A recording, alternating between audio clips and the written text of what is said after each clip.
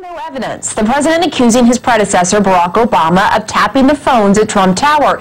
Tweeting this morning, "How low has President Obama gone to tap my phones during the very sacred election process? This is Nixon Watergate, bad or sick guy." A former spokesman for President Obama is flatly denying those claims, calling them, quote, simply false. Joining me now on the phone, Congressman Steve King, a Republican from Iowa. Congressman, thank you for joining us. Do you have any proof supporting President Trump's allegations that President Obama ordered what would be an illegal wiretap of his phones? Well, at this point, I don't know that anybody has the hands on the information that President Trump might be using at this point. But he has made the allegation, he's made it public, and then there better be some evidence to back that up.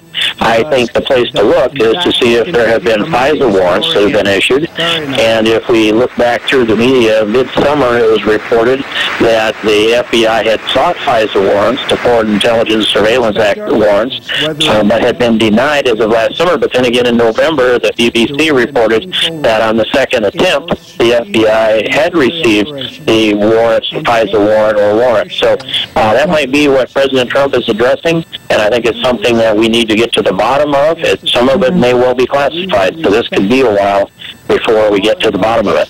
And just to be clear here, CNN does not have that independent reporting. But let me ask you, Congressman, your fellow Republican colleague, Justin Amash, tweeted, "This allegation has serious implications. At POTUS, President of the United States should provide more info to Congress immediately to assess constitutionality and legality." Do you agree with that?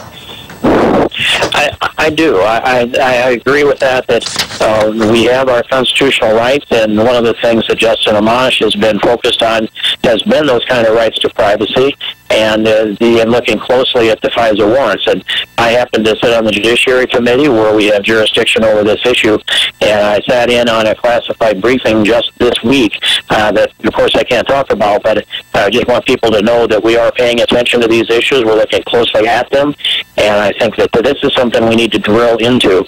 If there was surveillance of a presidential candidate during the campaign, and if that was also surveillance of his staff, to look and see if they had Russian ties, at least supposedly, we had better be able to actually see the FISA warrant applications, evaluate them with the information that was provided, and I think this is going to bring about a real close look at the FISA courts to make sure that they are protecting the privacy of everyone. But if this turns out to be true, that the previous administration or operatives within it, or operatives within the campaign that had influence within the Obama administration are seeking to conduct a surveillance that was designed presumably to affect the election results, this is a very heavy thing indeed. And by the way, I would say that the evidence of Russian ties is no more strong. Russian ties for President Trump is no more strong than we just don't have that evidence. That evidence isn't out there. They've been looking for it. They've been making the allegations, but I don't see the evidence of it. The evidence specifically of President Trump's ties to Russia, is that what you're speaking to? Correct. And I think they've been reaching pretty hard. By the way, we should be thinking about the leakage of the information on the surveillance of the phone calls that were made by General Flynn. The most serious part of that is that was classified information. If they were wiretapping the ambassador to the United States from Russia, and that information was leaked out by whom, that's very important. It turns out to be true. That is a felony, and we should be drilling into that. There are many things that this crosses over two administrations. It goes into the politics of the political campaign. It goes into what appears to be an effort to undermine the transition into President Trump, an effort to undermine his presidency itself. So this could grow into a great big deal. I'd hate to see us bogged down on it and have to drill through this, but if we have to go back through it, I think that we'll have to go back also through Hillary Clinton and all of those associations that were never resolved.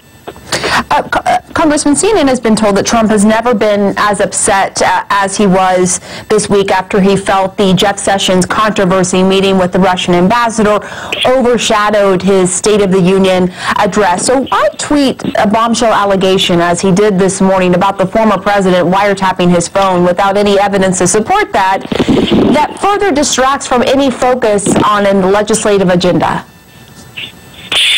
If you're watching the hyperventilation over Jeff Sessions, who, by the way, carries as much integrity as anybody in government, and I know Jeff Sessions very well, then if you're watching that, it's way out of proportion to anything that actually happened. And I think that President Trump is looking at that. If you had information that Trump Towers, if you're dwelling in your business place, your center of operation was under surveillance by the FBI, and you have information that's being leaked out on your new administration that looks to be designed to undermine your administration, I think that there's this justification for a high degree of anger on the part of President Trump. And by the way, we should remember that he's not the kind of person that walks away from confrontation or concedes points that shouldn't be conceded. He will fight these things to resolve it down to the bottom. And I think that in the end, he's going to be proven to be more correct than not on each of these issues. Congressman Steve King, thank you very much. Thank you very much. And just into CNN, we are learning that asked if the White House is seeking any possible foreign intelligence surveillance court documentation to back up the president's claims, White House counsel Donald McGahn is reviewing what options, if any, are available to us. That's what he said. Several senior administration officials confirmed to CNN, but White House officials could not say whether any such documentation exists. There is no evidence, such as a document on surveillance of Trump himself, according to sources with knowledge of the situation that spoke to CNN today. And we'll be right back. Stay with us.